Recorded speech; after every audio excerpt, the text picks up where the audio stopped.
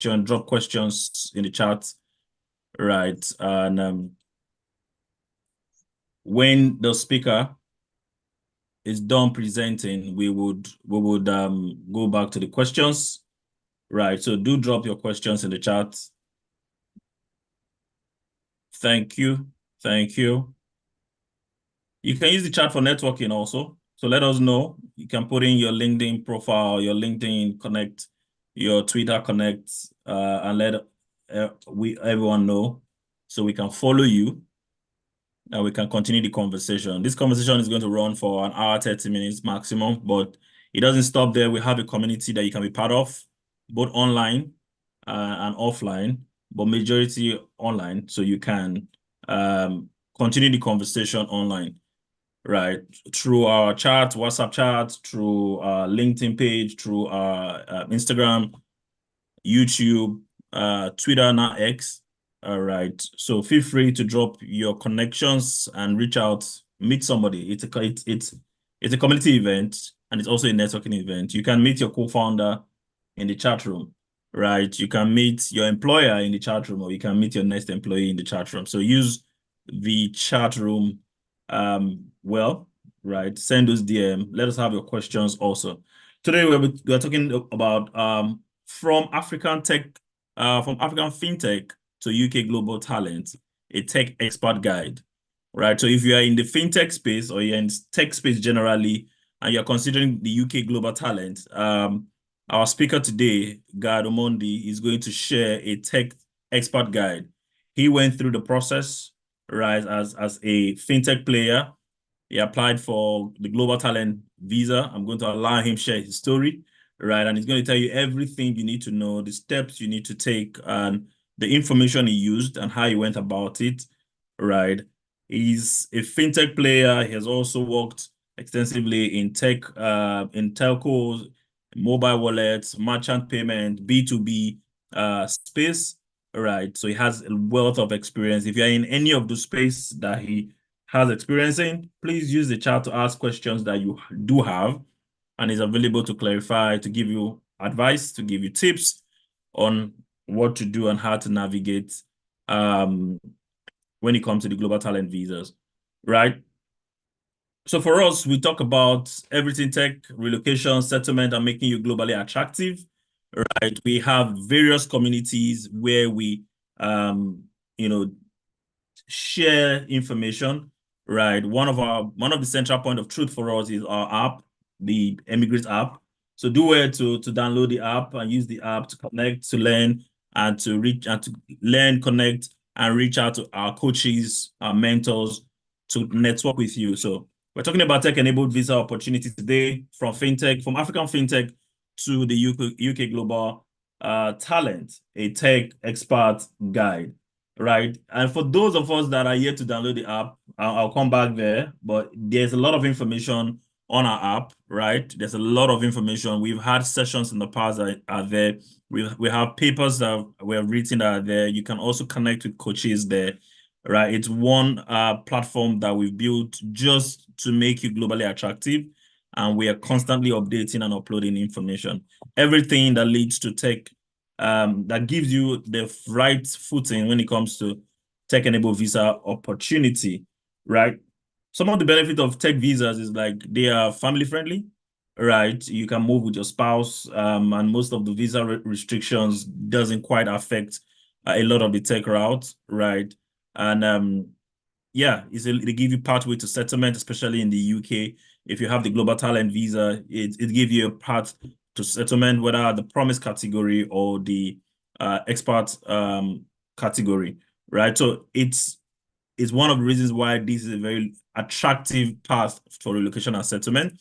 So I advise you again, if you have friends, colleague, please let them know, and also use the chat room to let us know where you are joining from, so that we can tailor our conversation this evening to you, right? Like I mentioned in the past, we've had series of open day session like this, and we've talked about various tech-enabled visa opportunity.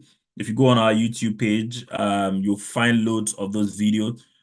Please do like and subscribe to the YouTube page, and also share the link with any of your friends, contacts, or colleagues that are looking to relocate. It will bless them. And also share the link on our app. If you go to the app, you also find these videos. The beauty of going to the app is that the video are all in one space. So you have direct access to them and you don't need to search for them, right? We've talked about the various visa opportunity, tech visa opportunity from Canada startup visa to the UK startup visa, to the UK global talent visa, to the French startup visa, right? We've talked extensively on these visa routes. So we have a lot of information that you can use, right? So if you're just joining us for the first time, we are eMigr8, right? We make you, our goal is to make you globally attractive by reviewing your tech profile and making sure you're putting your best foot forward when it comes to applying for the tech visas opportunities that are available. The visa is only a side effect of what we do here. Our aim is to make it globally attractive, right? You can migrate with us with eMigr8, right? And it starts by visiting our website or downloading our app. There are various platforms you can download the app through from the Google Play Store, from the Apple Store, and also via our website, emigratvisa.com/tech visa. You will find a link to download the app. You can also join our community. We do have a WhatsApp community that's very vibrant. We have a Telegram community, and you can use the eMigr8 AI, which is buzzing at the moment. I'll talk a little bit more on the eMigr8 AI later on. Right. We have a campaign running, right? So if you are on the call and you're a beginner or intermediate on your journey, or you are a full stack developer or a C-level executive, we have Settle in the UK as a tech talent. This package is a package that we are promoting at the moment, and this package combines multiple tech routes together to give you an advantage in landing in the UK. It's open and available to beginner, it's available to expert, it's available to C-level executive. You can move with your spouse, you can move with your dependent, and you can also switch visas. So if you're already in the UK and looking to switch visa and you're wondering what is the best route to go through, settling in the UK as a tech talent will give you that opportunity. In some of the visas that is part of the Settle in the UK package, you might require some time and equity investment, right? And we do say give us 3 to 6 month timeline, right, to get you from where you are to where you need to be. If you are interested in this, please do send a text or a WhatsApp message to the number on the slide, right? Or go to emigratvisa.com. There's a short form we need you to fill. We want to know where you're journeying from, what your technology stack, and where are you headed, so we can connect you with the right resource and the right information. So Settle in the UK as a tech talent, it's open to everybody, right? And please do take advantage of that. Now, what is eMigr8? Like I said, we help you become globally attractive, and we do this by reviewing your tech profile and your tech-enabled business profile. So if you're a startup founder, right, we can help you review your tech-enabled business profile. If you're a tech executive or a tech star, right, we help you review your profile to make sure you are putting your best foot forward. The side effect of this is the fact that nations will give you visas once you're globally attractive. They'll invite you to their ecosystem to come set up either your business or set up or give you opportunity to close the shortage gap within their own ecosystem. Either way, it's a win-win, where you are creating job opportunity or you are closing the gap where there are gaps within the ecosystem, right? So we invite you into the eMigr8 community, right? And what do you stand to gain if you're part of the eMigr8 community? Our services covers information sessions like this, right? And general inquiry session. And our coach today is going to share a lot of information, right? You can use the chat to ask a lot of questions, right? And as time permits us, we will take as many questions as time will allow us to take today, right? We also have coaching and hand-holding sessions. So we have coaches within the platform that volunteer their time to help you navigate through the journey you are about to embark on. We also do preliminary assessment for qualification or pre-qualification status for all of the visa routes, right? And again, that's where eMigr8 AI also comes in, and you can use the eMigr8 AI today. We do have self-directed roadmap, and that is also free, by the way. 85% of what we do are on this service are free. So you can go on the eMigr8 AI right now and use it. It's open and free. We do self-directed roadmap to qualify you for any of the tech-enabled visa that you're interested in. We also do roadmap session for global to make you globally attractive by reviewing your tech profile again. Now, if you're interested in the global talent visa, we help review your global talent visa application. If you've already applied and the decision did not go your way, we help review the endorsement review process also. All right, when it comes to global talent visa, we do all this in our communities, and you can connect with us through our app. You can connect with us through our website, and we'll be there to work with you. We have coaches. Again, we're not immigration experts, neither are we immigration lawyers. Our coaches are individuals that have gone through the process and they've been successful, and they're sharing their experience to mentor you through your own journey. Right. But if you need an immigration lawyers, we can point you to one because we have partners in the ecosystem that we can direct you to. All right. I mentioned that 85% of what we do is free on the platform, but we do have premium services on the platform. This is directed at individuals who, high network individuals or anyone that has constraint with time and is looking for a more personalized experience, right? So we do have personalized coaching sessions. We do have standard packages where we do reviews and introductions, right? We also have the eMigr8 Premium service. This is a full-fledged 1 to 2 year program that can take you from beginner level or intermediate level to the point where you are globally attractive, where you can put in a strong application for any of the visa routes that you are aiming for. We do have custom service, and we're going to build that custom service around your uniqueness, around your schedule. And we've built our packages and our services into 3 major pillars now.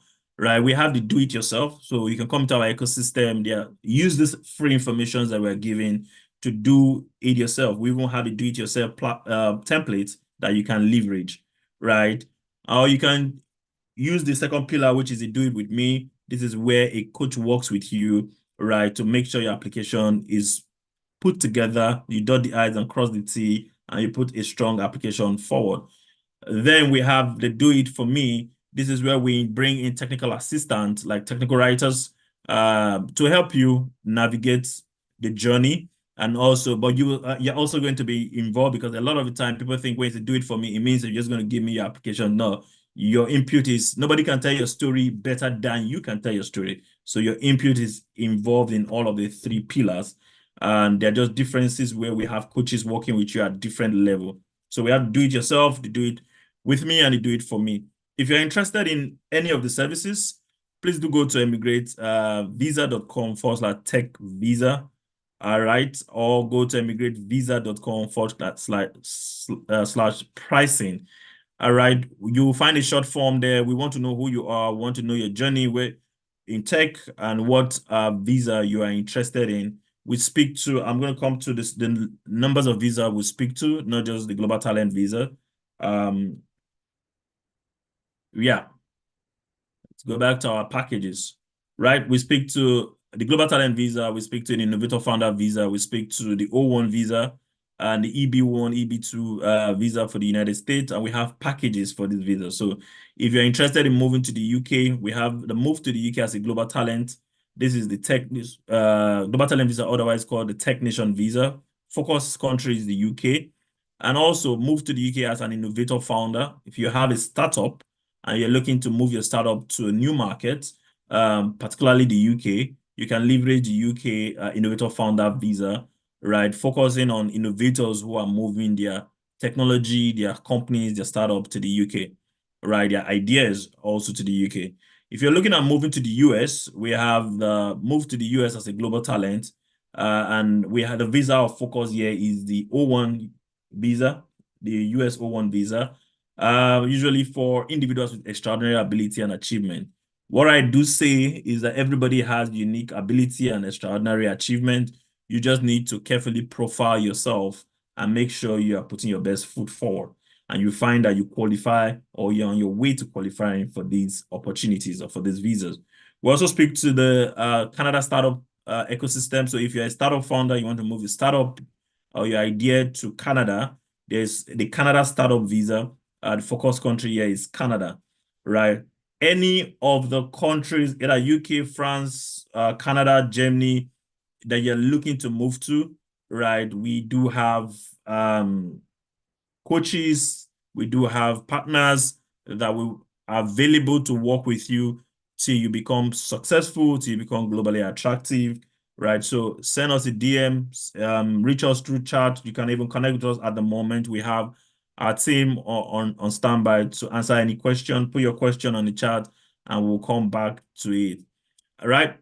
You can choose again, talking about the pillars that we speak to, their different strengths, right? Why we've broken it down into the do it yourself, the do it with me, and the do it for me package. So they are free offerings where the do it yourself, you don't have to you just have to come to our community, right? There are templates we have in our communities that you can use. There are checklists, there are tools that are free within our ecosystem that you can use. There's short coaching session available that you can leverage, right? There's also AI, limited AI sessions where AI assistant, I should say, for information, for education, and for inspiration, right? But you don't get personalized coaching session. You don't get the AI, the premium AI agent that we do have, and you don't have the strategic coaching sessions, right? These are just the difference. But in the do it with me package, right, you have multiple options, right? Apart from the overall end-to-end logistic and implementation that applies to the do it for me session. So this explains better, all right, the different pillars that we walk through. And if you are yet to make up your mind on which of the packages or which of the offerings you want to go with, you can start with the do it yourself, right? And if there's a need for you to speak to a coach, then you can move to the do it with eMigr8 Circle or the do it for me package, right? So the good place to start for everybody can be the do it yourself, right? And yeah, and we are always available to offer personalized coaching. We're always available to introduce you to our personalized agent, AI agent that can help you also on your journey, right? How do I get in touch with eMigr8? How do I get in touch with all the benefits that Moody has mentioned? Go through our app, right? The eMigr8 app is a single point of truth for everything eMigr8, for everything when it comes to relocation and settlement, right? For everything when it comes to becoming globally attractive. And you can find the app on the Apple App Store, the Google Play Store, and on our website, emigrate.visa.com/tech visa. You'll find the app there. And you can download it. You can connect with coaches there. You can connect with mentors there. You can connect with our partners also through the app. Now, I've spoken about the various visa packages that we do speak to. But one of the things that is the common denominator among those visas and among those nations that I spoke to is that they are looking for individuals that are globally attractive. They're looking for, and once you are globally attractive, it means you can contribute to any economy in the world with your talent and with your gift set that you have built over the years, or with your profile, or with your startup that you have built over time, right? So the common denominator is becoming globally attractive.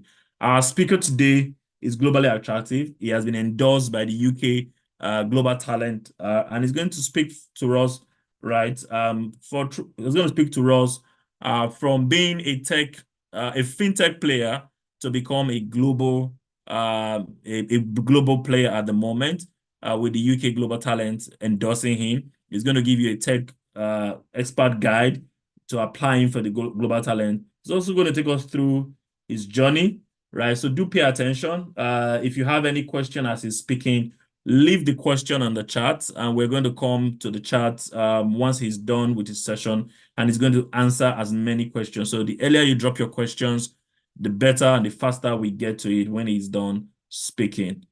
Hello, God. Welcome to eMigr8 platform, right? I'm going to give you the stage now. Thank you, Moody. Thank you very much. And The introduction was awesome. I think majority of the people on the session have already been able to gain a lot in terms of what eMigr8 is able to provide for them. Yeah. And I'll be in terms of quick introduction about myself and how I got here.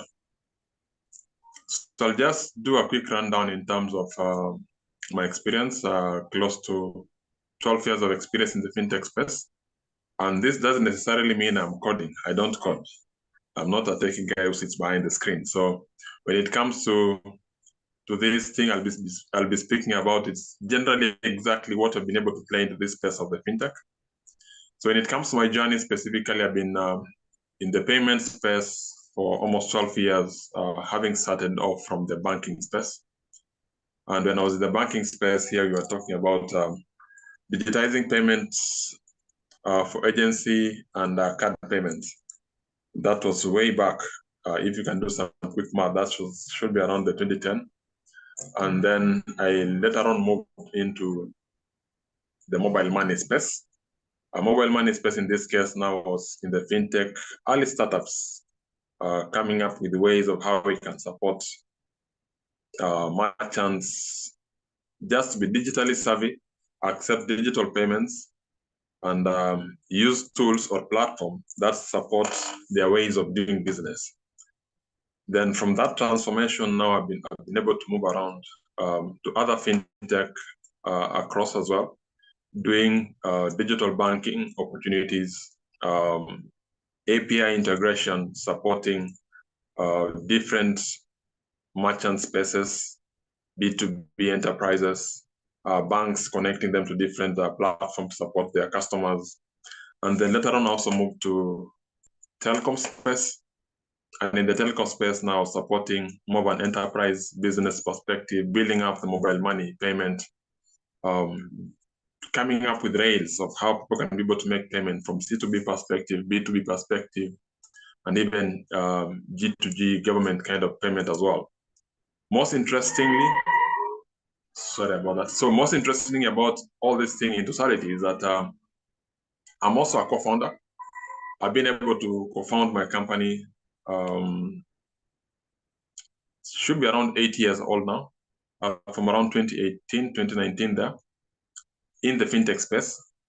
And in this space, I'm doing purely on payments, SMS, and API integration for mobile money. And the company name is called Pagi, which maybe you'll be able to discuss about it later on.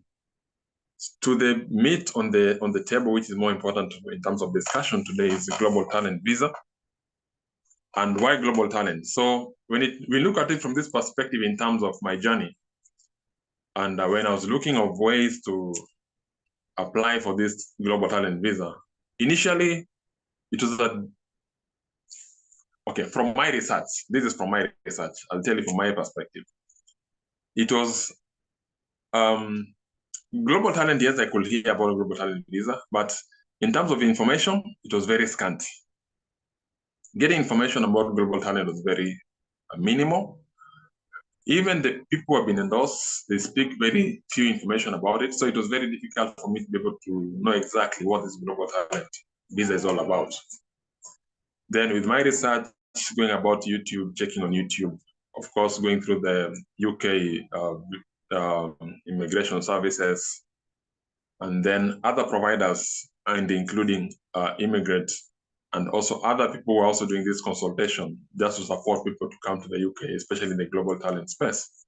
That's when I stumbled upon eMigr8. And funny enough, it was on Telegram. I didn't go to your website or something, it was actually on Telegram. And that's where I exactly got some information in terms of, there was an Excel. It was more of an Excel that gave me a clear indication of what the steps that I need to do. And then from that steps, I was now be able to come up with the ways of how I can now be able to tailor-made my own application to suit my application for global talent visa. So it has been a journey. It was not that long, but the evidence that I had gathered over a period of time from my work, my startup, and other things that I've been doing, it was now easier for me to be able to piece them down one by one in especially coming up with a concrete evidence to support my application with the technician. Back to you, Moody.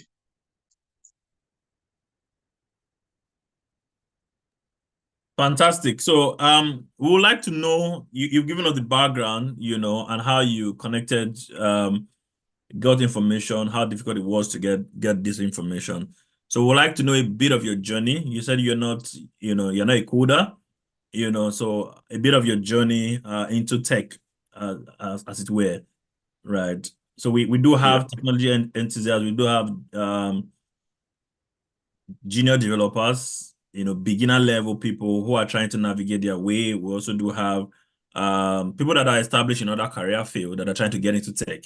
So we would like to know a bit of your origin story, how you got into tech, and we can take it from there. Yeah. Thank you. Yeah. So I'll give that information and also just add some riders in terms of details, more deeper detail. Okay. So I started off from a business development perspective, if you can call it so, sales. And when you look at it from the point of view of sales, I believe everybody is a salesperson, even from a techie, because when it's coming up with all those information on what it's coding and everything, he needs to send it to either the colleague around him or maybe even explain what that code is supposed to do and everything for someone to be able to understand. And then I created an interest because it was more of an interest to understand what a tech guy says and how I can be able to translate the same information to an non-techie.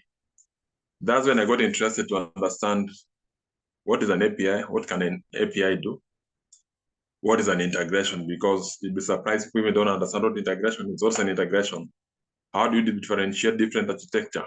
How do you come up with an architecture that can be able to show you a connectivity between a service provider X and a business person? So there was an opportunity for me also to go deep and just be able to learn. And I took advantage of this Google modules in terms of understanding tech details, tech languages, and even some bit of coding, very, very minimal, which I also got deeper into. Then, because of gaining the strength in terms of where I'm coming from a business development perspective, some information are very much important for you when it comes to understanding what tech means and coming up with products that can support a tech kind of a business and thinking technically.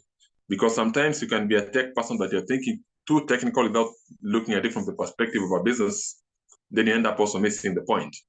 So for me, how I build up myself to come up into this space of tech was the interest, first of all, that was there.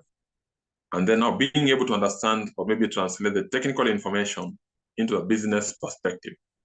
And then I started now appreciating what technology can actually be able to do to transform businesses to become better in terms of what they're doing, from either point of sale or view perspective, how they're handling their settlements, how they're doing the invoicing, how that can all be translated into a tech kind of an enablement to make them easier to transact, easier to accept payment, and even customers to work with them easily. That's when I got into that space.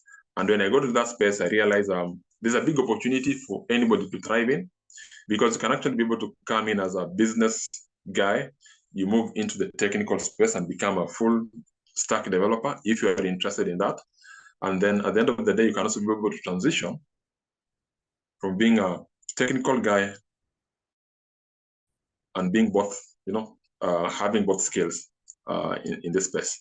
Then just something more important also to mention into this is that when you look at it from the point of view of global talents, because they want you to have played into the space of tech, digital technology. And for me, digital technology, that's what I was saying initially, I'm not a tech guy. And for people who are in the products perspective, people who are also doing a architectural view in terms of coming up with architecture for businesses on the technical side of it. And then also from the business point of view, they're also able to get this global talent visa if today some guys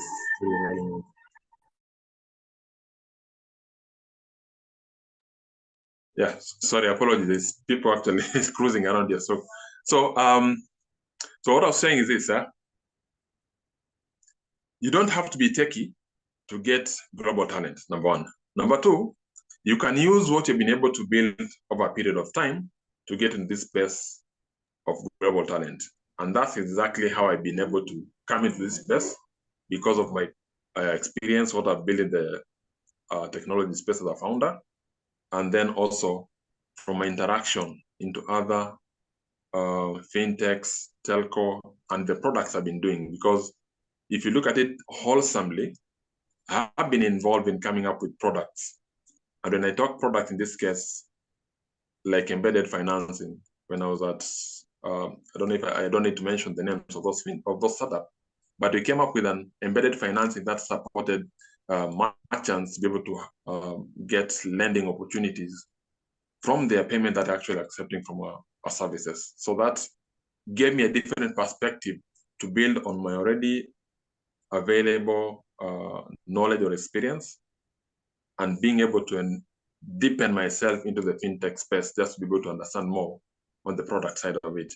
So that's what I was saying. If you can have both side of view, both business products, and just being able to understand it from that perspective, you can easily become attractive globally when it comes to global talent business. All right. Fantastic. I like the way you laid it out.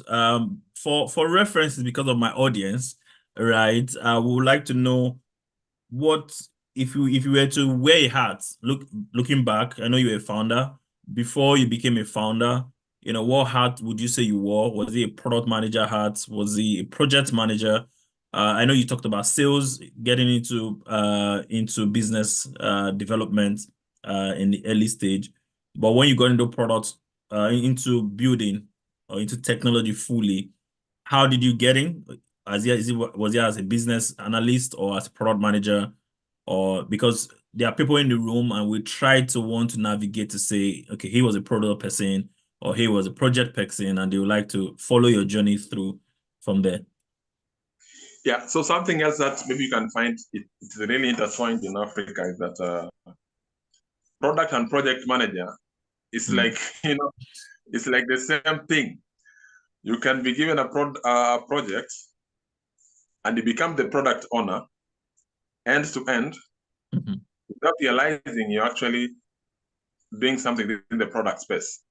Because now you're interacting between technical, business, and the customer, and you need to understand everything from how the product is being built, what is the end phase of the product, in between there's timeline of what needs to be done, how are you translating the same information to the techie guys, how the techie giving you that information, and how are you tying the same thing up with the timeline, because now it becomes more of a project that you're lining up yourself into.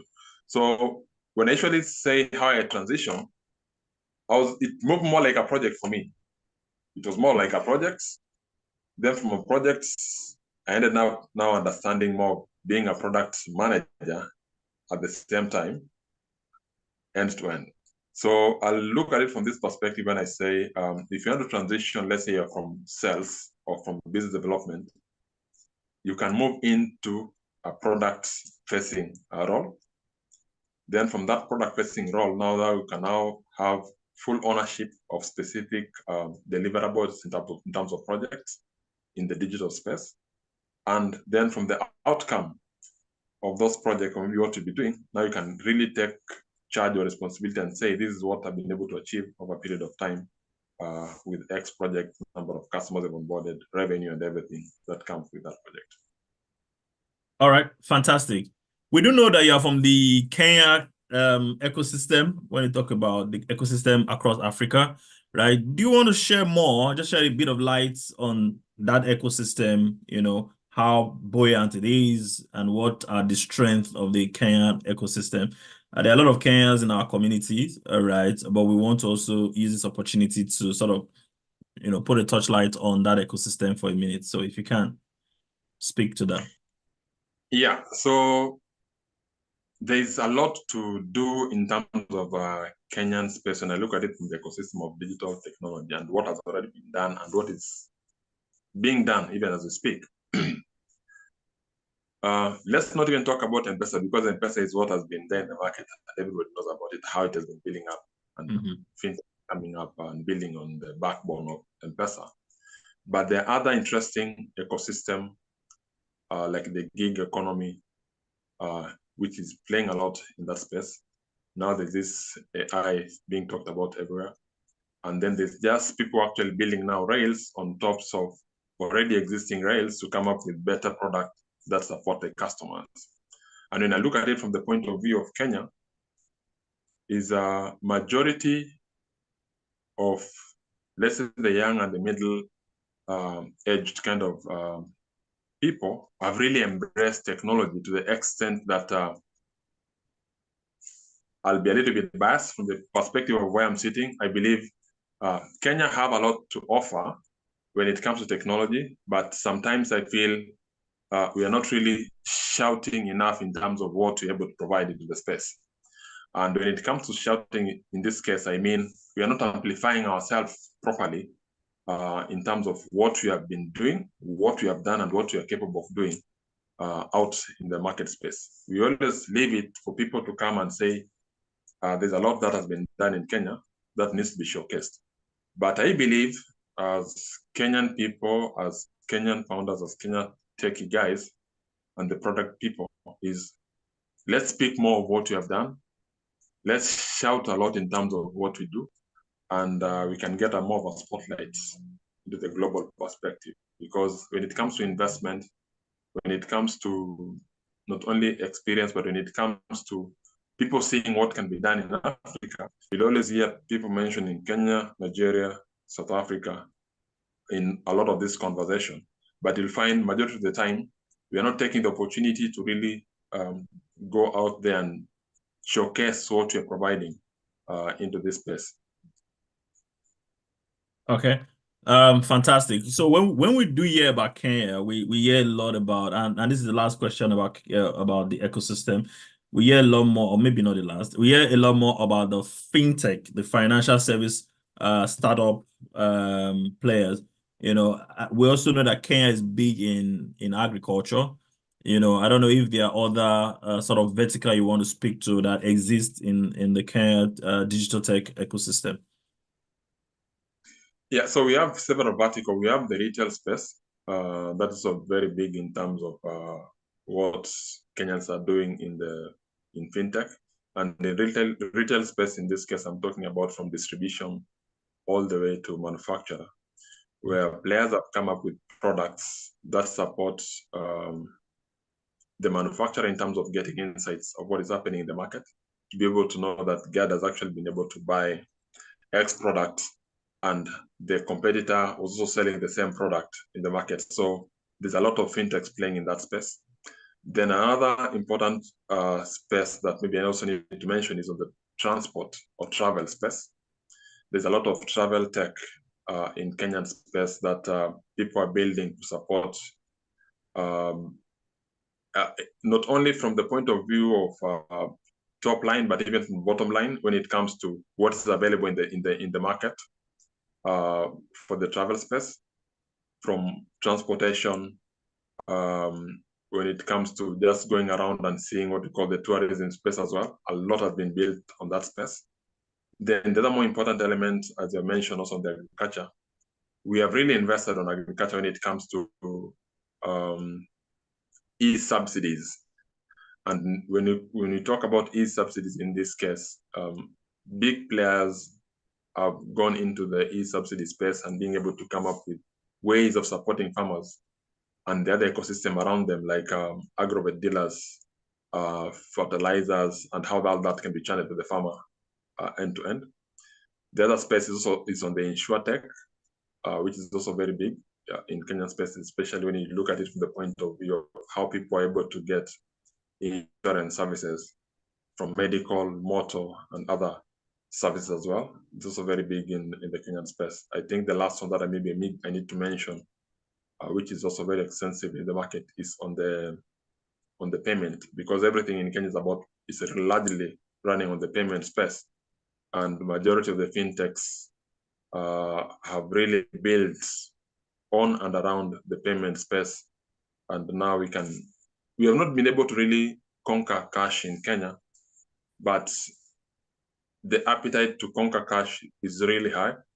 And most importantly, even when I look at it from the point of view of the digital assets, it has also been entrenched into the Kenyan space, and the majority of people also building on that, especially on the cross-border. You can now see a lot of people doing the stable coins and other when it comes to payment as well, being entrenched into the enterprise spaces, and even the merchant, even the small merchant in the markets also accepting these forms of payment in Kenya. Fantastic. Thank you for taking the time to share on that. It's very important because you've opened the world to Kenya in responding to that. Many times when we think about Kenya, it's a single story. It's the M-Pesa story, right? It's good to know that there are other things happening in Kenya. There are other vertical that is developing or that is strong, that investors can also look at investing in. People can look at playing in those fields.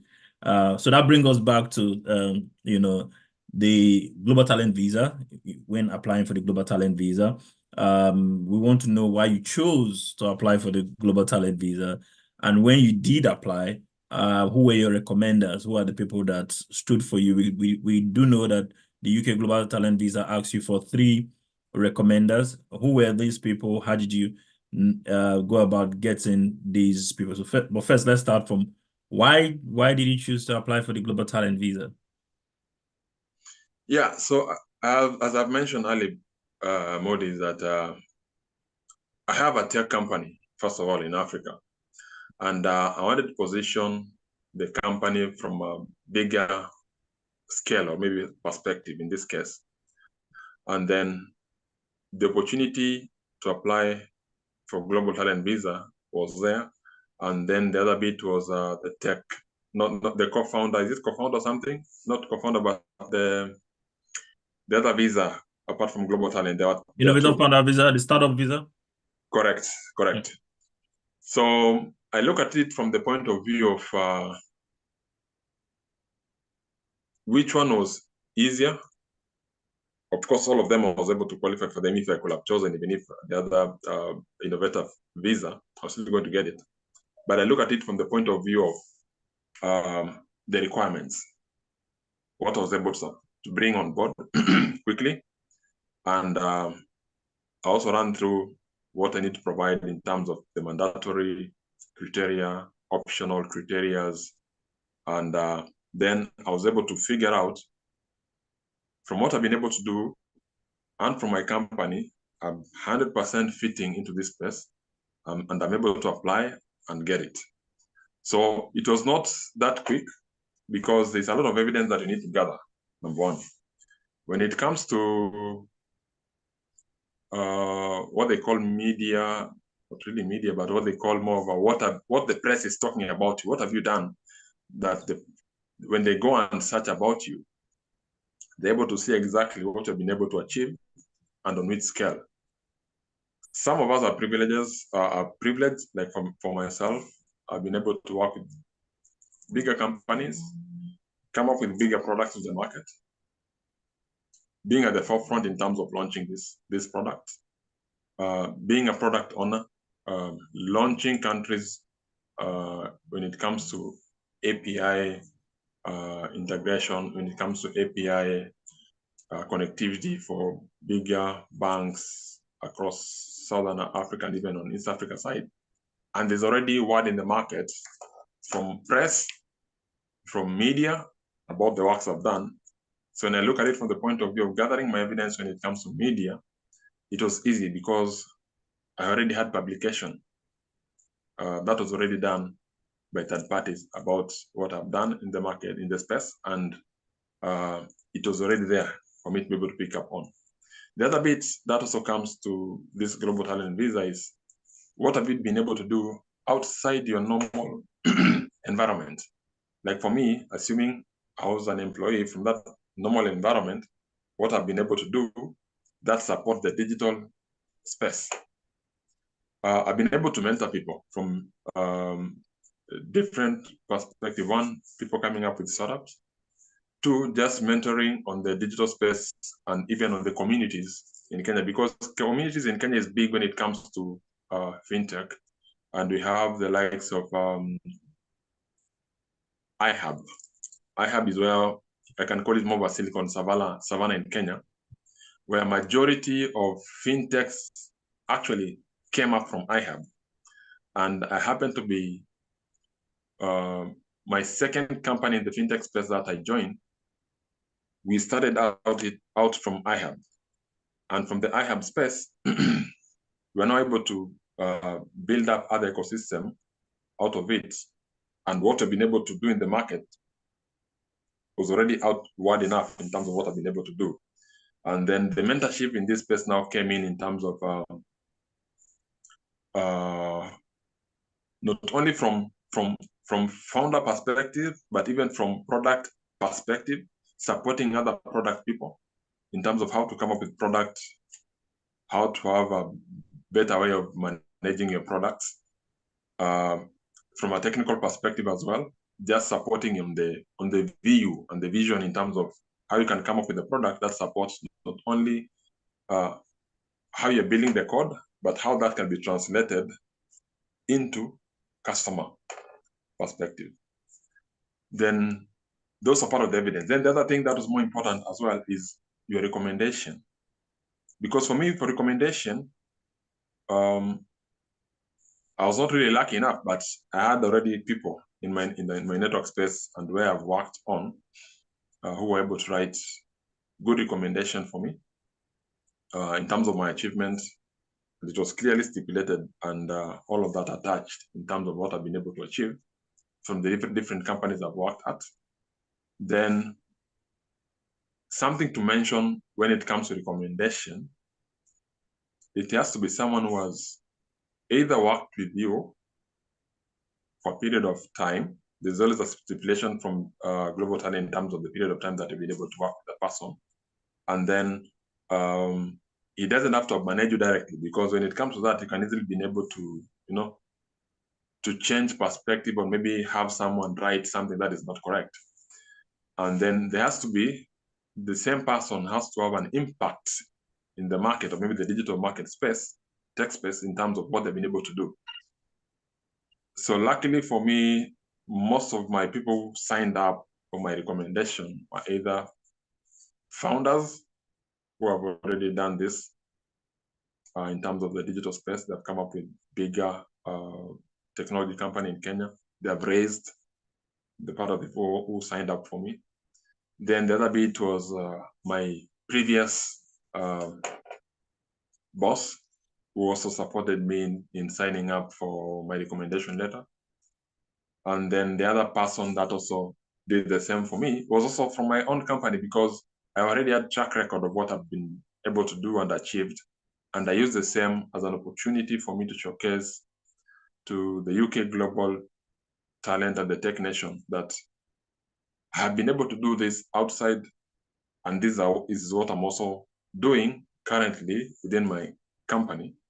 And I provided evidence in terms of what I've been able to do and achieve out of that.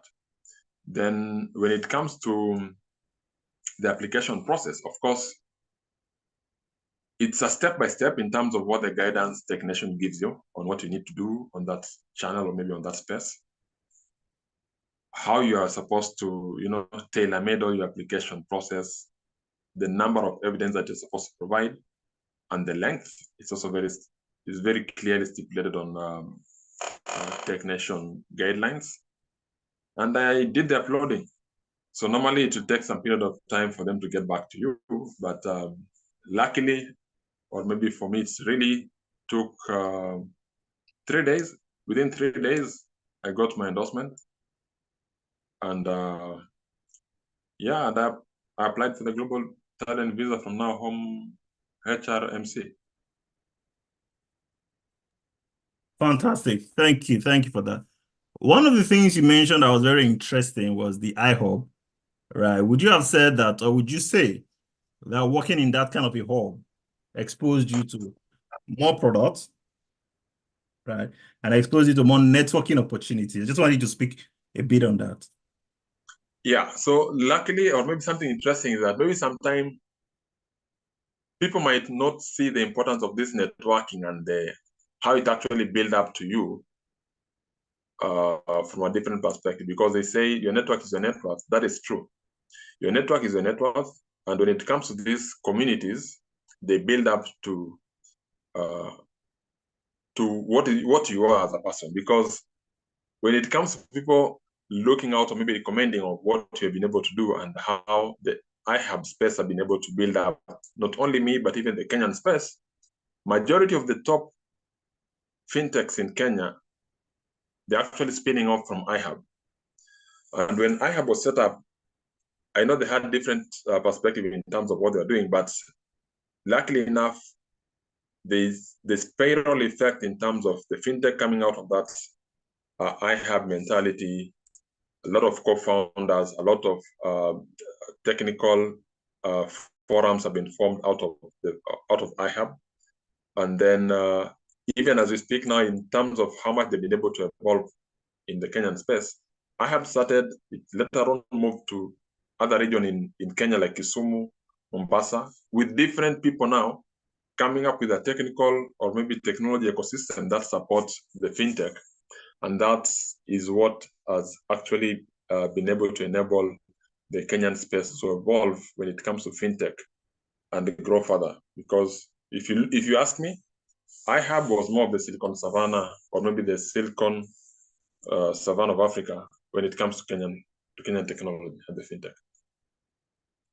Fantastic. I think the part that I think everybody in the audience should take that very seriously is the networking part.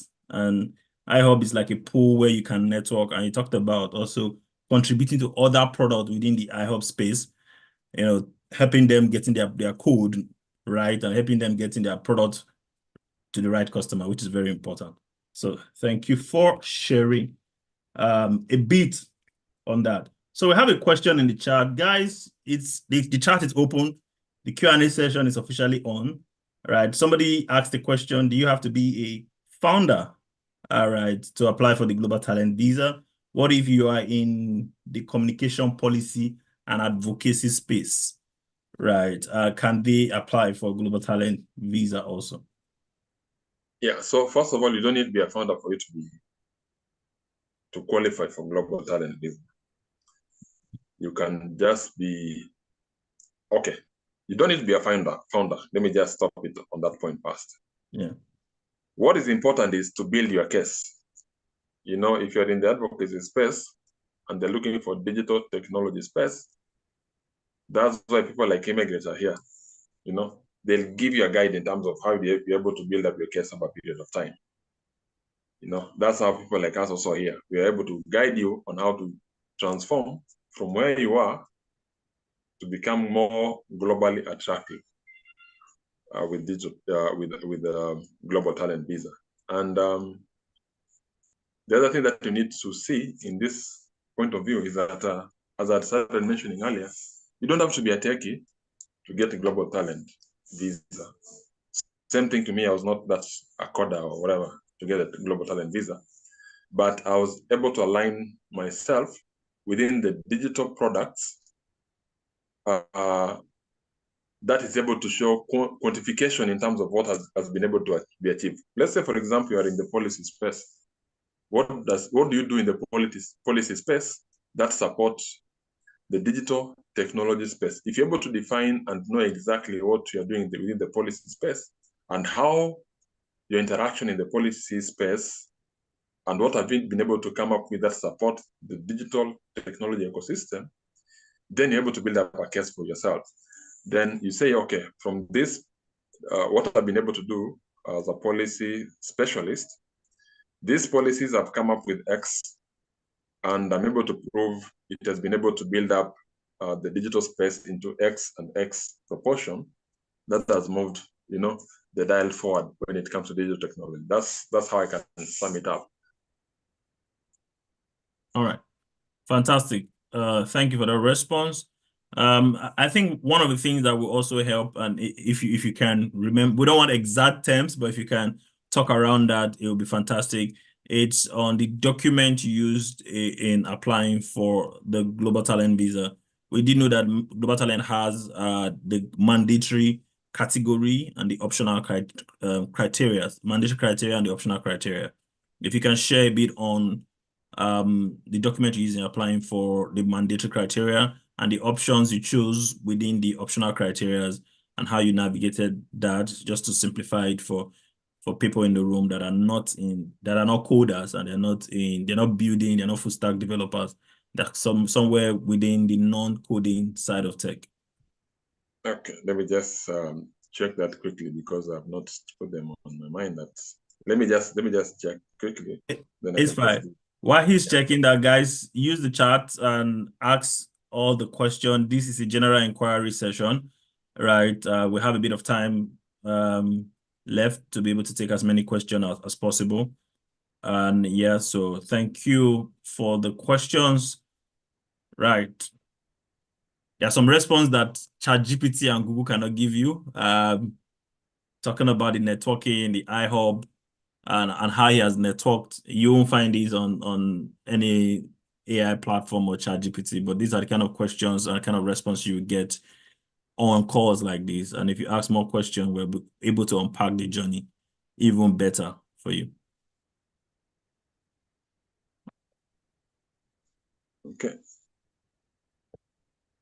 Yeah, so the first one that I can is what we call the mandatory criteria of what I've done outside my contribution, outside of my normal operation. In this case, if let's say for my case, I was in the fintech space, out of fintech, what have I done that has really contributed into the digital space? So for myself, without just giving more information, is as I mentioned earlier, when it comes to coaching, I was part of the people actually coaching university students in coming up with digital products. And out of this university student, majority of them ended up forming startups, and they have not actually gone into formal employment. They went directly from after graduating from university, they formed startups, and from this startup, they have not been able to gain gainful employment and even employ other people. And I had to attach majority of these evidences to support what I've mentioned as what I've done outside my normal contribution in terms of that sector. So the other thing that I also put in terms of my contribution was on the products that build up my case. Yeah, so I'll not mention the product by name, but the product is very popular in Kenya. And it was part of the flagship of the government when the government came into place. And I happened to be part of the people who are spearheading this product from the product perspective, coming up with the rules, coming up with the guidelines of the product, then working with the technology people or maybe the techie people to now build the rails on how this product is going to transform the ecosystem. And out of this product, we currently maybe have close to 23 million active users who are using this service. And then they've been able to, a loan portfolio maybe close to maybe 2 billion USD, if I'm not wrong, currently, because it's still growing and people are paying out of it. So it was part of it. Then the other evidence, you see, Technation is very specific in terms of what have you done? There has to be evidence. And when it comes to evidence, you have to show how you personally contributed into that thing you're talking about. And I had to put in screenshots. Screenshot in terms of my appointment into that committee of what I was called into because of my expertise. Screenshots in terms of my involvement even during the launch of this product with the president. The other thing that was there was even my appointment later by the ministry supporting my engagement outside my normal day-to-day work with my company to go and support this project and put in the work. Because of my experience, I put it as part of the, those little screenshots to support my evidence, because technician will not just take your word and say, I was in X project, but there's nothing for you to show. What did you as Gadomondi do specifically to support that project? So I had to put in that in place. Then the other bit that also put in when it comes to industry achievements and what I've done into the space, or maybe my recognition. That's what I was saying. Maybe I can say, not really say lucky, not really lucky, but I think I'd already put in the work. And my information, I've happened to be interviewed by BBC, by other media stations in the country. A lot of information has been written about what I've been able to do over a period of time. And this is the part of the thing that I also use as attachment to showcase, my work as part of my evidence in terms of industry achievement and recognition. And then more importantly, as Moody was saying, the networking effect from myself from iHub. I also got a letter from, there's a community in Kenya called Ruby Community. The co-founder of also Ruby Community happened to, have written in terms of my contribution to the space and what I've been able to support in that sector. It was also part of my mandatory criteria. Then from a business perspective, I put in the numbers in terms of what I've been able to achieve. That supported my case from revenue, from customer acquisition and everything. Then when it comes to OC2 option criteria, that's when I decided now to use my company. I use my company, what my company has been able to do, our achievements, our milestones from when it began way back up to where we are currently, and the prospect in terms of what we have in the future, in terms of the business opportunity that is there for us. Then the other bit that I also provided was on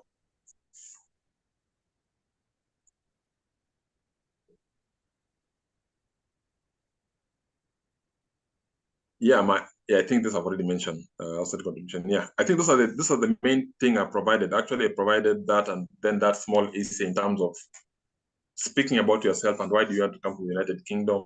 What are you going to do? How are you going to contribute into this space? So you have to be very specific in terms of what you're coming to do, what you're going to achieve, and how you're going to, connect yourself into this space and ecosystem to transform how the UK view the digital technology space, and even bring your own personal experience into the space. You can decide to come in and, get a job if you want to. You can decide to come in and build your own startup if you already had one, or maybe you can just come in and continue from where you had actually started out from Africa. Yeah, beautiful. That's really very insightful. A lot of knowledge to unpack there. The way you're talking about the criteria you applied with, right? If we can stay with the BBC part, which is the media and publication, we do have a question here relating to that, and the person wants to know: would you say publications and public speaking, though you didn't talk a lot about public speaking, so would you say publication and public speaking would help solidify our application, and how recent should it not be before application? Yeah, so in terms of period, it should not be more than 5 years when it comes to application of that publication. So there's something public speaking and media appearance. Okay, so let me put it on my way. How my now. That's how we like it. Your personal experience. Yeah. So for me, where I was current that time, I was in Mozambique, and BBC wanted to understand how that ecosystem plays, how the fintech space is working, what is working from the digital perspective, what is working for banks, what is working for consumers. And because when I went to the markets, there are few players who are playing within the fintech space. And when BBC got hold of me, it was through my other networks in Kenya that they said, okay, God is in Mozambique. Please reach out to him. He's able to give information on what is actually happening in Mozambique from a fintech perspective. So it was more of telling them what I'm doing to the market, my impact, the company that took me, and what we're actually providing the space in terms of API integration, mobile money, digital banking, wallets, and all those kind of things in the space, and how the adoption is taking shape. Then the other bit is the nuances of what is actually happening in the market. How are the consumers thinking about payment space?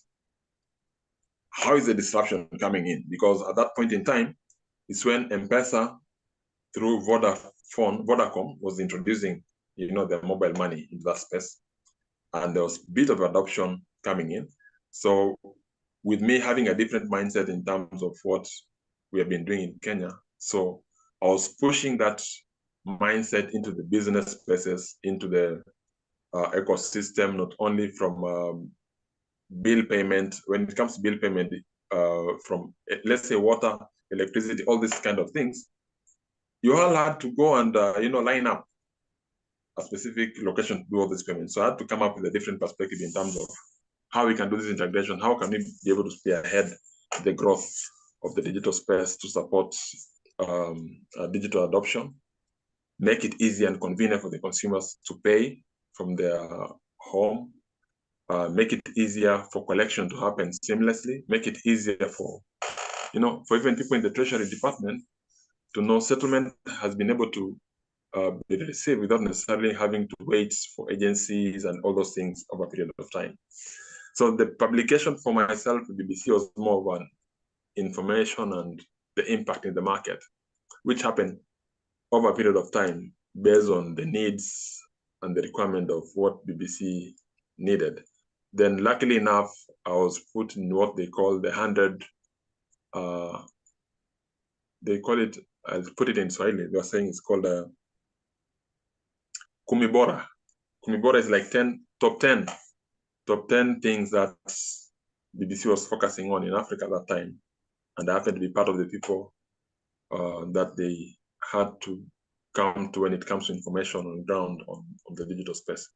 So that's how I got into the BBC publication. Then the other publication that came into play as well was written by independent people on ground, like they call themselves TYB. They are coming up with information on the top fintechs in that space, supporting ecosystem from the Southern African region as well. They wrote a lot of publication on myself as well. The other bit is just publication that can also support your case, is which people are also ignoring, is this fintech expose and an opportunity for you to be able to speak, talk about your products, be available, go to those spaces. They are also able to support you in this case, because I also use some of them just as a rider on other bigger publication to showcase my media presence and what I've been able to do over time. So sometimes people will avoid, especially for the techie guys, you'll find someone has been able to build something good, but they're afraid of media. They don't want to speak about it. They don't want to be available where people are talking. They want to hide in the shadow. So sometimes it's important for you to go into these fintech spaces, showcase your product. If you happen to speak as a panelist, that also counts a lot. So please that's how you can build up your publication, because the other ways that are there maybe might not be able to support you, because it has to be done independently from an independent provider. Thank you very much. That's something that that resonated. Your publication came from independent sources. So for one, you cannot control BBC. They will put out what they want to put out. The independent publication team that you spoke about, or company that you also spoke about. And I hope the guys on the chat and guys listening, everyone listening to you, get that message when it comes to including publication and speaking engagement, right, as part of the application. All right, let's talk about the United Kingdom for a moment, right? Since moving into the United Kingdom, we have a question here around networking in the United Kingdom. And the person is asking, outside of London, what platform can we leverage for networking? I asked because it appears that all the networking opportunities are in London. This is for people based in the UK. So, as someone that has lived in the UK for a bit, how are you going about networking? Are there platforms that you're leveraging? If you can speak around that for a moment, yeah. Yeah. So okay, for me, how it worked for me was that when I came in, there was already an ecosystem for global talent. So we have a Slack space that global talent experts are in that space. And from that space, I decided to network. And in my networking engagement and everything, that's when I also happened to stumble with the founder of eMigr8. We had lots of discussion in that space as well. Then other professional and experts within the global talent visa, we always happen to have forums or events that really speaks into what we are doing to this space. That's number one. That's an easier anchor when you come in as a global talent expert. The other bit is on other fintech activities or expos happening in the UK. And something more important I need to mention is that the UK is at, let's say, the middle, maybe the bubble point when it comes to fintech. And there's a lot of activities happening. When it comes to merchant payments expo, there was one that was happening some months ago. There was a London Tech that just happened. There was even one that happened from community perspective. When you look at it from the Nigerian community, there's this Tech Niger ecosystem that also exists there that supports, people from that space. Even from the Kenyan perspective, I know there's also one that supports the Kenyan techie in the United Kingdom. So you don't necessarily have to sit somewhere and wait for you to get in these spaces. You have to go in and get in these spaces, number one. Number two, there also happen to be other non-paid expo that you can go in and either pitch. You can go in and pitch your product. What are you doing? How you can support yourself in this ecosystem. Go in and talk about your product. Go in and talk about what your company does. There's also other opportunity when it comes to community businesses. When I say community businesses, like where I'm saying is that the other forums that support fintechs and even the business at large. So if you go to those kind of forums, they also help you to, get leverage into the markets, get a connection, get network and ecosystem that is able to build up into what you're doing. Last but not least is on take advantage of your consular in this case as well. Sometimes they have forums that supports that can support you not only from a perspective of being a citizen, but also from perspective of business, that your consular is trying, or maybe the people in your country are trying to look for that opportunity in the UK, and you happen to be here, so take advantage of those services and build up your networking in that space as well. Yeah. All right. Fantastic. That is a very good one, because don't look at networking from a geographic perspective that it has to be London, but look at it from networks that you belong to and network within those networks. And I think one of the beauty of Tech Nation is that alumni network that Global Talent has, right, is very rich and strong.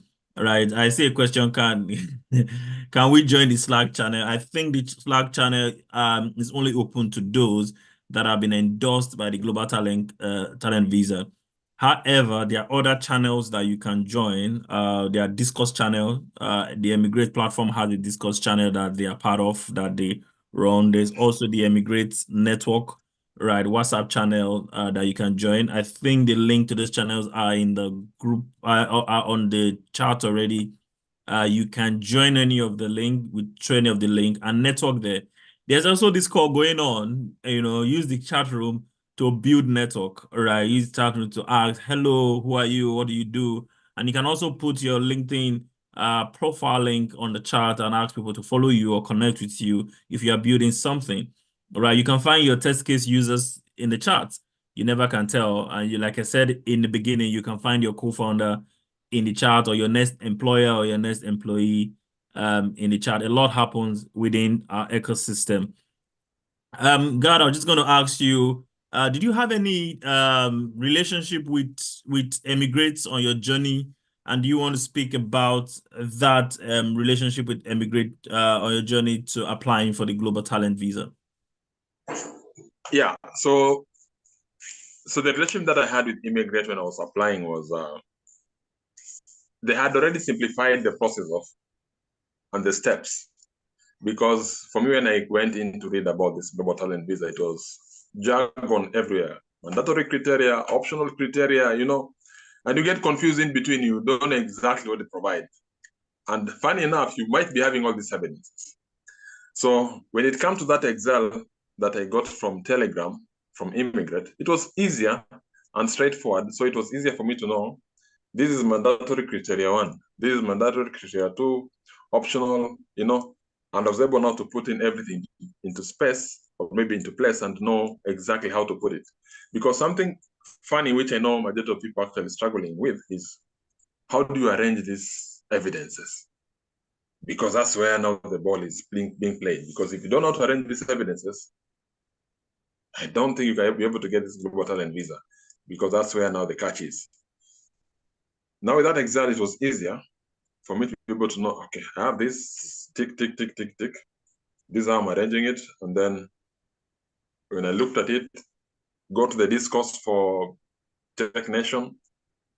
There's a lot of big community there. You're able to ask a question, arrange your application properly, post it there, get criticism, let people, dig deep and say, hey, the way you've arranged it is not okay. Go back, redo your application. Again, post it there. You'll hear people talking about it again.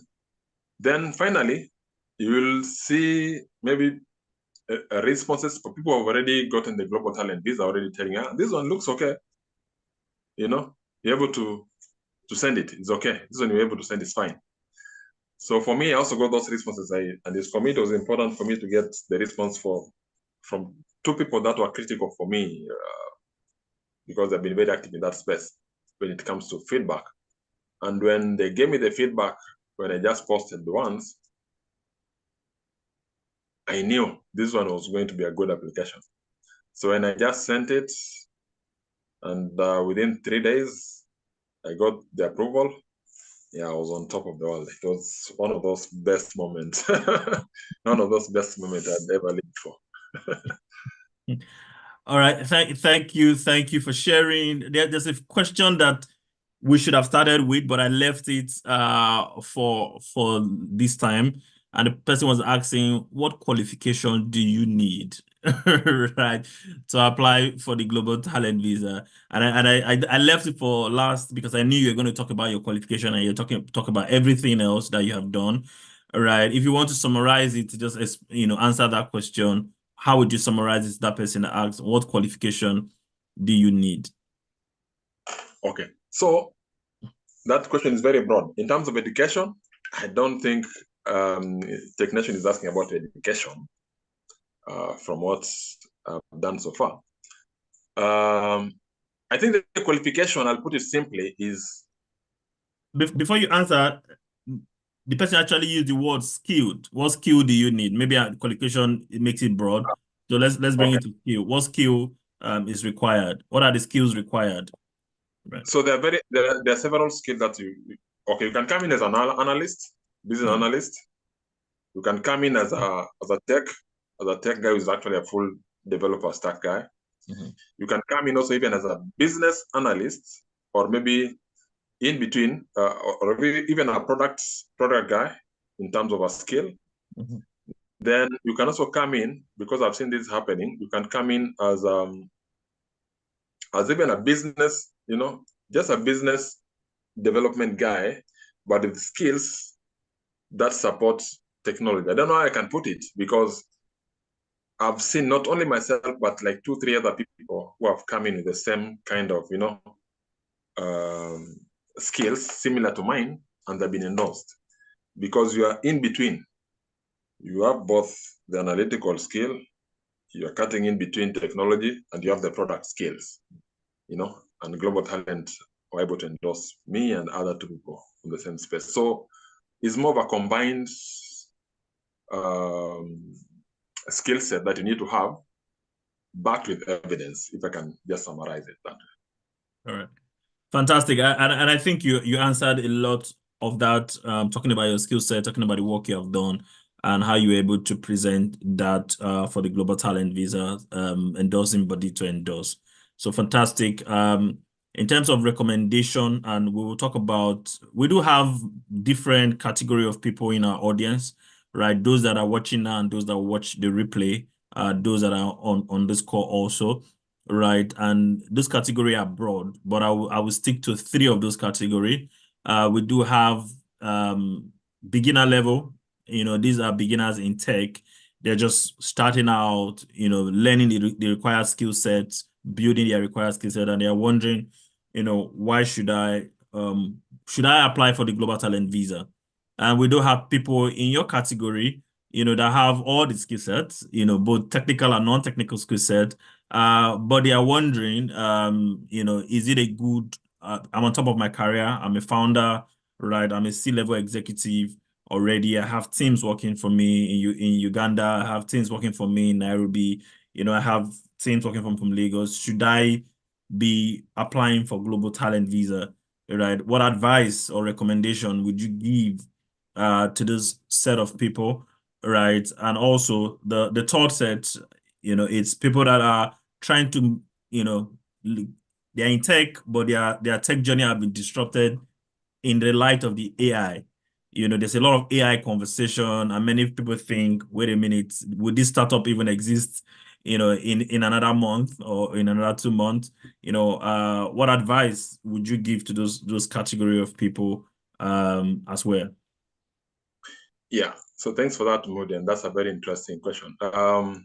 So first of all, when you look at it from how Global Talent is actually positioned, there's exceptional talent and promise.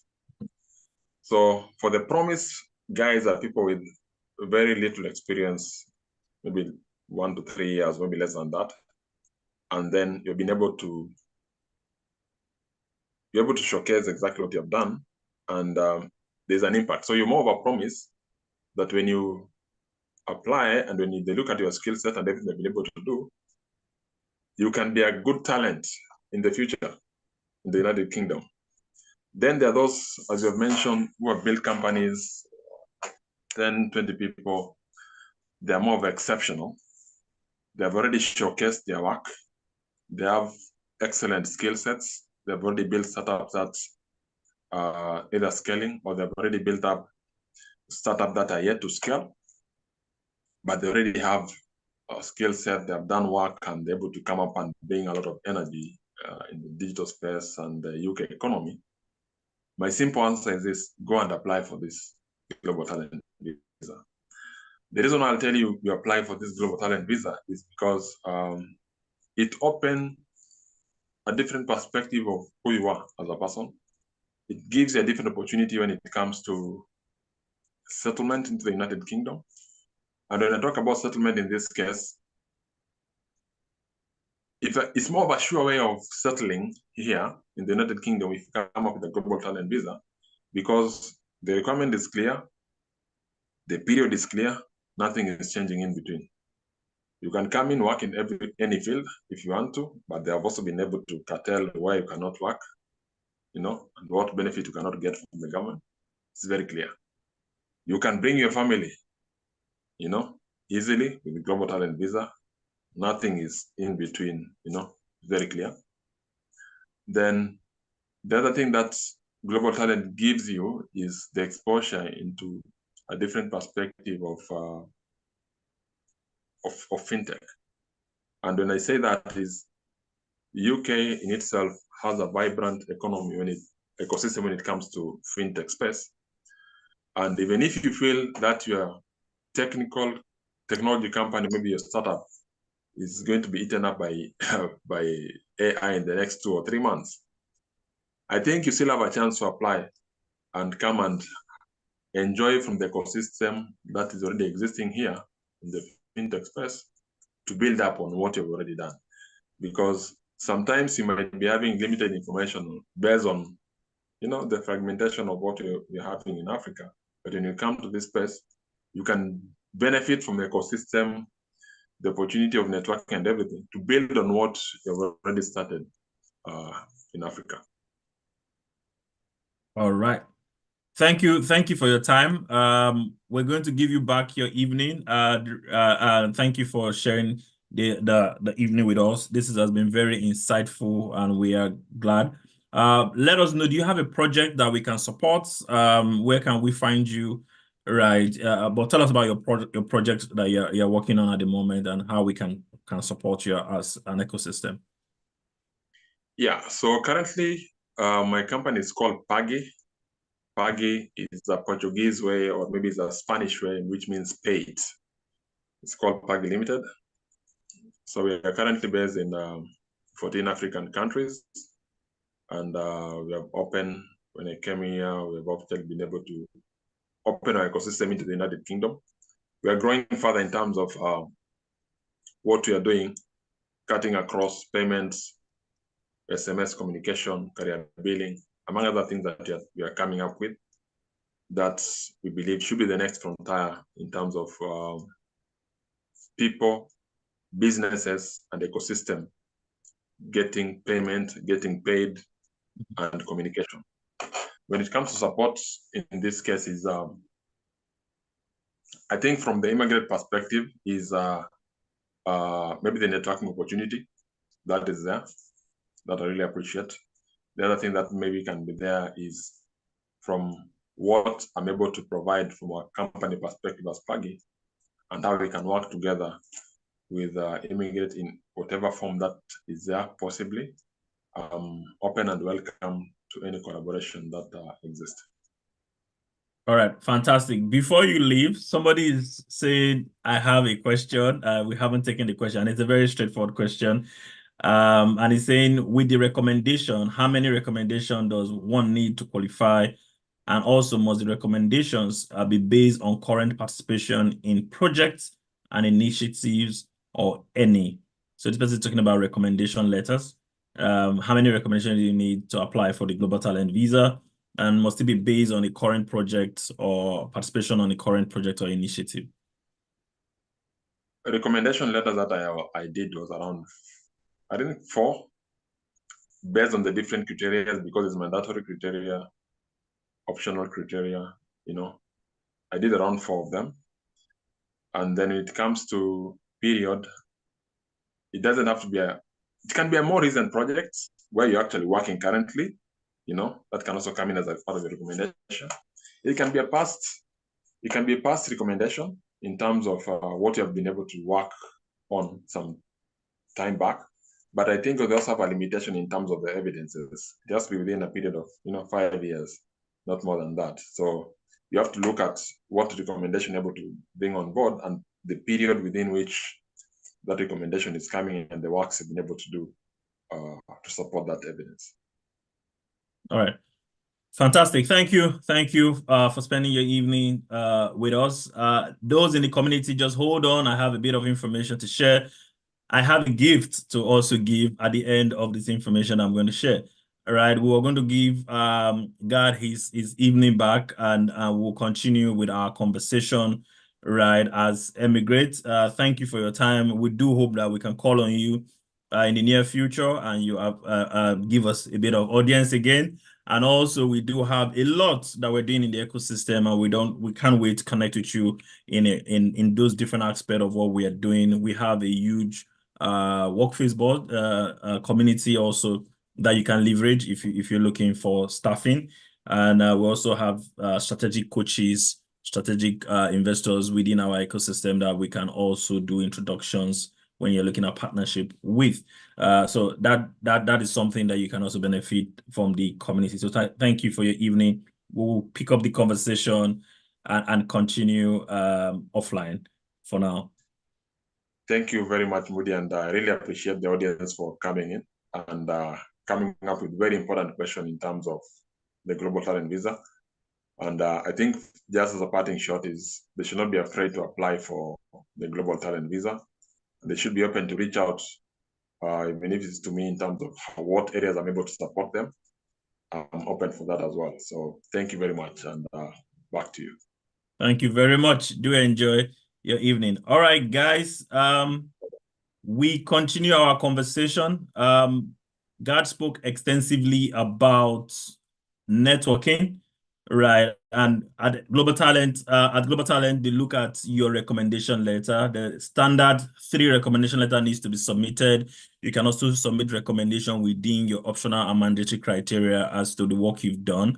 But for networking specifically, we do have this ecosystem that you can be part of within the eMigr8 community, and you can build network. What you find are similar people on similar journey with you, from CEO to full stack developer to product managers, experienced product designers that you can network with, right? So take advantage, join the community. The link to join this community is on the chat, right? You can choose anyone to start with. What we do ask is that you engage, you like, you share, and you make comments, right? You remember what God was talking about when he applied. He put up his application and people helped him review it to the point where someone said, or 2 people said, this is good to apply, and he applied. So that is the power of this community, right? So if you're looking to apply for the Global Talent Visa, join the eMigr8 community. It's free to join, by the way, and there is no subscription fee within the eMigr8 to become members of the eMigr8 community. I spoke that I have gifts for you if you stay to the end of this session, right? If you stay to the end of this session, and one of the gifts is that if you use the eMigr8 app, if you download the eMigr8 app today and use it for a period of 7 days, which is 1 week, you're going to win a free coaching session, right? And on the eMigr8 app, you can connect to coaches, you can connect to our packages. God spoke about the template, the eMigr8 technician template that he used for his application. He was able to, the template was able to crystallize the information that he needs for the application. He was able to explain what he needed to put where and how to arrange his application. That template is available free of charge, is on our network, on our communities. You can pick it and start using that template today. It is free. 85% of what we do at eMigr8 is free. You can connect with coaches, you can connect with other individuals that are on the journey, and you can form a group as pairs and apply it and review each other's application. This is the beauty of the communication of the community. And you can find us on Apple Play Store, Google Play Store, or you go to our website to download the app, emigrate8visa.com. So it all starts from there. It all starts from there. And this is what I'm talking about. If you use the app for straight 7 days, which is 1 week, you win a free coaching session. There's also an eMigr8 refer bonus going on. A lot of people are winning £35, and the offer is still out there. People are still winning. You want to be part of that. It's a referral bonus. Invite your friends and family to the platform, and you stand a chance of winning. Of course, it's limited time offer. Of course, terms and conditions do apply, but by all means, extend invitation to your friends, your colleague, your frenemies, and everybody that is looking for this information. We want to democratize this information. We want to make sure every talent within your ecosystem or within our ecosystem and within continents that we are participating in or that we are operational in get this information.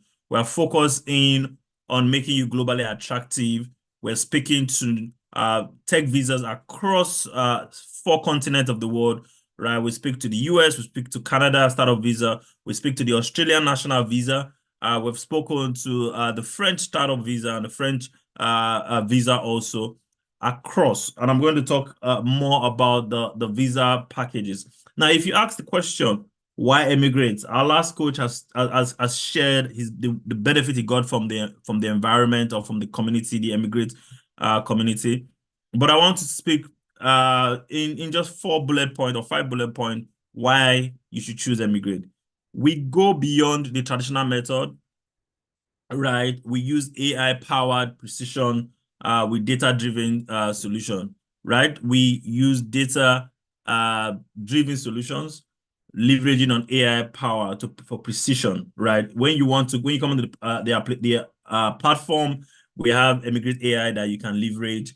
You get instant insight on your application. Is it strong enough? Do you need more recommendation letter? Do you need more in terms of achievement? What do you have achieved? Do you need to work on your skill set? These are instant insights that we can give to you. And our journey is personalized. We are growing to about 10,000 people in our ecosystem, and each of those individuals have personalized experience, right? And it's a seamless process. It's a seamless experience. Once you get into the eMigr8 platforms, we call it Go Global with eMigr8 AI, right? And it's available, guys. It's free, right? AI for talent, mobility, and relocation. Go to our website, eMigr8.ai or ai.emigrate.com/tech visa. You are going to start interacting with our platform. You can use the AI right now, right? This is one of the reasons why you should leverage and use the eMigr8 platform.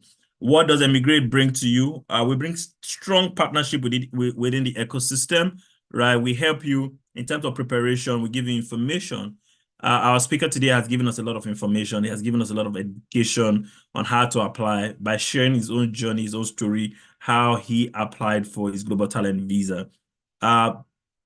We also offer you roadmap session, right? And help you design a roadmap session that can include training, right? We have partners that offer training to better your skill set, to improve your profile. We also have pre-incubator platform for those of us that have ideas that they want, and you have startup ideas, you want to build your product, you want to build a startup. We do have pre-incubator ideas. And most of the visa application around tech would ask if you have been involved in building a digital product before now. And this is where platforms like Last by Bank, which is a pre-incubator platform, comes in, is one of our partners, and I'm going to speak about them shortly. Right, we do have boot camps, we do have talent development program, we have incubators, we have accelerators, we have partnerships within the ecosystem that offer these services. Remember, I spoke to the fact that we are not immigration lawyers, but we do have immigration consultants and immigration lawyers within our ecosystem that we partner with, and we can recommend or point you to either of them if you need their services. There's HR recruitment partnership within the ecosystem. If you're looking for a job in the UK, if you're looking for a tech job in the US, tech job in Canada, tech job in the UK, we can connect you with the right resource that can help you package your CV and put your best foot forward, right? So we do have all these integrations. We do have relocation. And also when it comes to settlement, we do have when you arrive in your location, we do have settlement plans that you can leverage on. And again, it all starts from the eMigr8 platform, emigrate.com/tech if you are if you're more inclined to using the web platform, but you can have it in your palm, in an app, on your phone. Go through your Play Store, Google Play Store, and your Apple Store to download the app today, the eMigr8 app, or you can go to the link on the chat room to join our WhatsApp community, our Telegram community. Our speaker today, got our template from our Telegram community, and he used that template to make his application, to prepare his application for submission, and he came out on top, right? And also the eMigr8 AI is available right? We have partners that I talked about, feature partners, Bincom, Bincom Dev Center. Bincom is a technology hub, and they have different pillars, and three of those pillars is that they help build technology talent. So if you are looking for tech skills, you want to build your tech skill, go to Bincom. They help build your startup. So if you have a startup idea and you're looking for pre-incubator or an incubator program to be part of, Bincom offer that service. If you're looking to enhance tech talent, so if you are one of those superstars that are self-taught, right, and you've learned on University of YouTube, which is fantastic, by the way, but you stand a better chance when you work in real life project, and that is how Bincom enhance your tech talent by putting you on real life project where you get experience and you get exposure, right? Bincom is one of our feature partner for today's edition. Please go to the Bincom website, bincom.net is the website, and you can find different opportunities within the ecosystem and sign up for any of the opportunity that speaks to you. And one of such opportunity is the Labs by Bincom, right? It's a pre-incubator program. If you're looking to build a product-led digital technology, join the Labs by Bincom program. It's a 3 to 6 month program where you team up with 3 to 10 other cohort members to create a startup from scratch. You can add this to part of your portfolio. You can add this as part of your evidence to apply for the Global Talent Visa or any of the talent visa, right? The program serves as a practical learning opportunity to improve your career and portfolio as a techie, right? Go to bincom.net/labs. This is important if you are in the service part of tech or if you're in the consulting part of tech. Those are the areas that the Global Talent Visa, for example, don't typically like people who are fully in consulting. They want to know that you've built a digital product. They want to, what that means is that you built startup, you built an app, you built something that people are using in the market, right? And the Lab by Bincom gives you an opportunity to build a product, right? If you go to bincom.net/lab, you'll be able to register for the next cohort that will starting soon. If you leave a message on the chat, one of the administrator of the chat is going to reach out to you to connect with you and make sure you're connected to the next. You're connected to Labs by Bincom, and you can join the next cohort, right? These are the packages we speak to at eMigr8. Right. These are the nations we speak to. It's not an exhaustive list, but you can take a screenshot of this and you can do your own research on each of these visas. So we speak to startup visa, we speak to talent visa, we speak to employment and work-based visa, we speak to digital nomad visa, which are temporary work visas, right? And for the UK, for talent visas, where we speak to the global talent visa, which is what we spoke about today, the global talent visa, otherwise called the Tech Nation endorsement visa, right? For the US, for talent visa, we speak to the O1 visa. This is for individual with extraordinary achievement and ability, right? For Canada, we speak to the global talent visa. We have resource that we have curated for all these visa routes. Now, these resources are available on the eMigr8 app, but you can go on Google, right? And you can find information, open source information about these visas. And we do encourage you to do your own research, right? And read, understand the visa, and also apply for this opportunity. But peradventure, when you were reading, just like our speaker said, some of these things might sound like Greek. They might sound very confusing, and you might not be so super clear on them. You need somebody to explain them to you. We do have coaches in-house. These are people that have applied for these visas themselves and they've gotten it. So they have experience applying for the visa and they can coach you through the process, right? So if you find any challenges while you are doing your research, come into the ecosystem, ask questions, book for a coaching session, and we can unpack any blocker you may have, any confusion that that you may have experienced while reading about the various visas, right? So we speak to Canada, France, Germany, and other visas. So nomad visas, Malta, Portugal. There are different nomadic visas or nomad visas out there within the European space that we speak to, right? So it's a fantastic opportunity for everyone on the call right now because I have gifts. I come bearing gifts this time around. If you have gone through this visa and you have any question, right? And you are like, okay, I don't know what they mean by optional criteria two within the global talent visa, or I don't know what individual with extraordinary achievement or extraordinary ability means, or I'm reviewing the EB1 visa and I have a blocker. I don't understand this concept. All right, that they mentioned.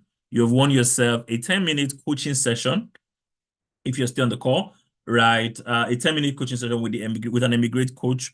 All you need to do is to join any of the eMigr8 community, Telegram or WhatsApp, and say I was part of the July 16th open day, and we will connect you to the coach, right? We'll add it to the calendar and we'll connect you to speak to a coach. What I ask is that do your research and come to this session because it's 10 minutes. Come to this session with specific questions that if you get an answer to, it will help you on your journey to becoming globally attractive, or it will help you on your journey to landing the tech visa that you desire, right? So that is the gift, right? A 10-minute coaching session, use it, right? But don't come there asking, what talent visa should I apply for? Or what is startup visa? You can Google those, right? You can absolutely Google those, right? But read through the global talent visa. If you have a blocker, if you don't understand what mandatory criteria means, if you don't understand if you qualify for the optional criteria 1 or 2 or 3 or even 4, right, we can now unpack those specific information or those specific question that relates to your journey and to your desire to be endorsed by the UK Global Talent visa for the UK Global Talent visa. All right, right. The lowest common denominator for all those visas that I spoke about is that you are globally attractive.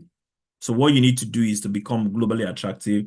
This is why I spoke about our partner Bincom, who has the Bincom has loads of information, loads of training programs that you can leverage if you're a startup or if you're a beginner rather, or intermediate, or even an expert level that want to brushing up your skills or you want to learn new skills. Bincom is the place to go. At eMigr8, we do everything possible to make sure you are putting your best foot forward. eMigr8 visa opportunity guarantees you a path to settlement, right? And move with your family. You heard the speaker said today that, that Global Talent Visa allows you move with your family. There is no discrepancy there. You move with your family. We like to say it's beginner friendly. You can plan for it and you can have your roadmap session that says in the next 3 to 6 months or in the next 6 months to 12 months, you will land the visa of your choice. All we need you to do is to come into the ecosystem and we have a road mapping session that you can stick to, right? This is not an exhaustive list of what we do. We speak to tech-enabled visa tech opportunities within the eMigr8 eco system, right? If you think you don't yet qualify, we beg to differ. We beg to differ. We think you have qualified or you are in the process of qualifying. And to get you through, we have what we call, again, like I said, personalized road mapping sessions, right? The journey from a newbie to becoming globally attractive requires a personalized roadmap session. So we have roadmap session curated for you, whether you're a newbie or beginner or intermediate, or even if you're an expert. We have personalized roadmap session that would like to take you through to make sure you're putting your best foot forward for these visas opportunities, for these tech opportunities. If you're looking at the US EB1 visa, if you're looking at the global talent visas, if you're looking at the Canada startup visa, we have roadmap session that would help you get through those destinations, right? So I invite you to come into the ecosystem. Some of the benefits of the eMigr8 Tech Nation Visa do-it-yourself package, or what I would say some of the benefit of being in the ecosystem is that you get the UK Global Talent Visa template for free, the same template that the speaker today used and he got his endorsement. The same template is free and is available across all our platform, all our ecosystem, all our communities, whether it's WhatsApp community or is the Telegram community, or is the LinkedIn community. It's available, right? We also have the Tech Nation Visa Forum Discourse channel, which is free, all right, where you can ask questions and you have coaches there that are able to point you in the right direction. We have the WhatsApp group, which is a Tech Nation support group. It's free to join, right? These are free. Remember I said 85% of what we do and what we offer in eMigr8 is free. We have the eMigr8 AI for the global talent visa. That is for the premium package. We do have the open day, right? Has this been useful? Please let me see thumbs up if these open days have been useful, right? We do have open day and the videos are free, and this is a free edition, right? Where you ask questions, the coach spoke, and you've learned a lot, right? I need more thumbs up just to let us know and let the coach know that you appreciate the time and the effort, right, that they've put into this. We have personalized road mapping session. We have short coaching session. You've won yourself a short coaching session, all right, for being on the call to this point. And again, that is free, right? And we have eMigr8 navigating the global talent visa via group coaching. Now, this is a premium, right? So we do have a small group coaching session of less than 4 people, 3 to 4 people in a session, or where we, coach in group, right, of cohorts, right? And if you're interested in that, it's a very fantastic session. I think the next session, it's this coming Saturday, right? You can sign up for that. It's a bit, it's available for the premium, right? It's a token to qualify you to get into that group coaching session. Otherwise, we have the free open day session that you can be part of, and we have the free templates that you can leverage as well, right? So that is the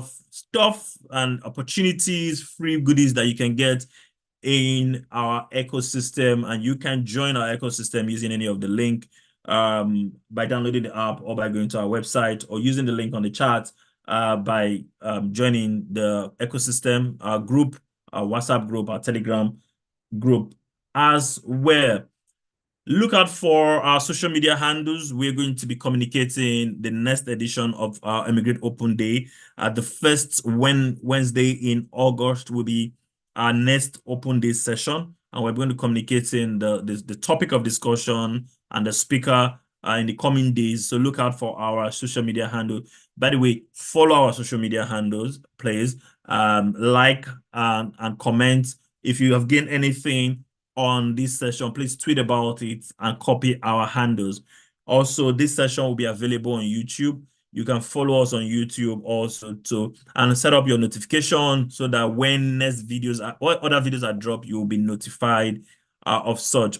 Or better still, you can join our ecosystem by downloading our app on Apple Play Store, Google Play Store, and via our website. Now, if you need more help, if you think, oh, I need to talk to somebody, this has been useful, but I want to talk to somebody, the number on the screen is the perfect number to reach us through.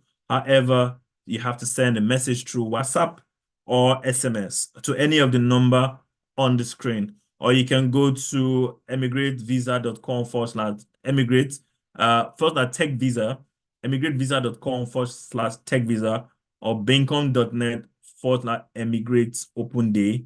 Any of the link, or you can just send us a message or jump into our WhatsApp group, right? And we can connect from there. If you need any help with respect to Tech Nation visa endorsement application, you can talk to us for free, right? And we can point you in the right direction and point you to the right coaches, point you to the right resource that you need. All right. If there are any more questions, we're going to move over to our ecosystem, which again, our WhatsApp group, our Telegram group, right? When you get in the group, just say to the administrator, I was part of the July 16th edition of eMigr8 Open Day, and he will connect you with the next coach. As for you to speak to a coach, you've won yourself a 10-minute coaching session. So congratulations and thank you for investing your time today with us on eMigr8 Open Day. And what I like to say is that knowledge, and we've given a lot of knowledge, information, we've given a lot of information. They are very good, but the application of knowledge and the application of all this information is what makes the difference. And you can start with little step. One of such step is getting to the ecosystem and downloading the free do-it-yourself templates.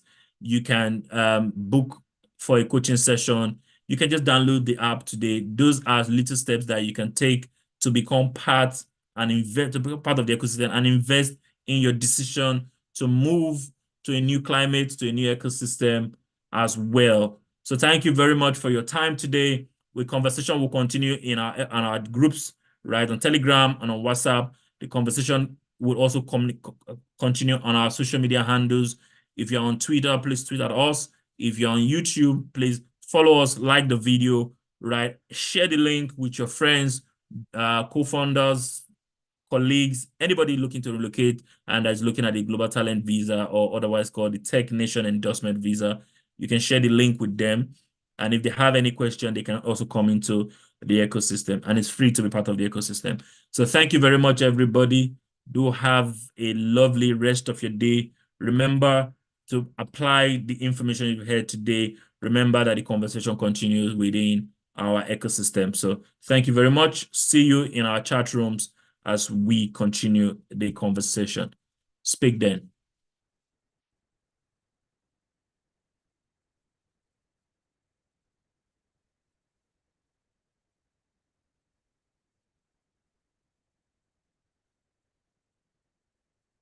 Hmm.